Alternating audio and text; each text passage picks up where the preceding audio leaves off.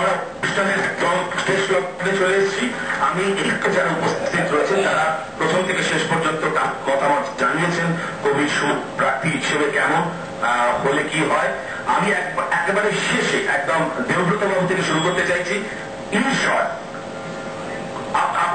আমি শুরু করতে চাইছি ইন শর্ট যে কবির সুমন এখান থেকে যদি মানে জয়লাভ করতে হয়, কবি সুমনকে জয়লাভ করবেন এখান থেকে, আপনার কি মনে হয় ওনার কি গুণ আছে? কিন্তু শর্ট করতে পারে এক দু লাইনে যদি উত্তরটা পাওয়া না, ওর সব গুণই আছে যাতে উনি পার্লামেন্টে যেতে পারেন। কাজে এই অবস্থায় ওর গুণাবলীর আমি একটা ফিরিস্তি বা লিস্টি দেব না। একটা সম্পূর্ণ মানুষ, বিপ্লবী মানুষ, প্রতিবাদী মানুষ, এর যাওয়া উচিত।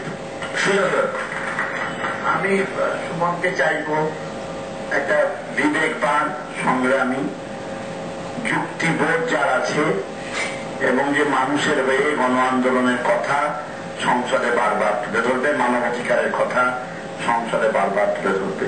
ফিরে আসবে সেই যুগ, হীরেন মুখার্জির যুগ, জ্যোতির্ময় বসুর যুগ। সুমনের মধ্যে দিয়ে সেটা আমরা যেন খুঁজে পেতে।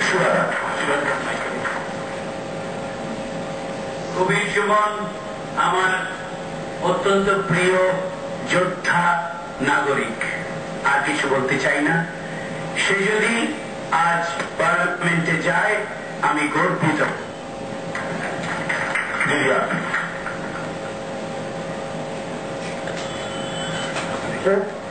এখন তো ভীষণ গরম, বৃষ্টি ভীষণ দরকার।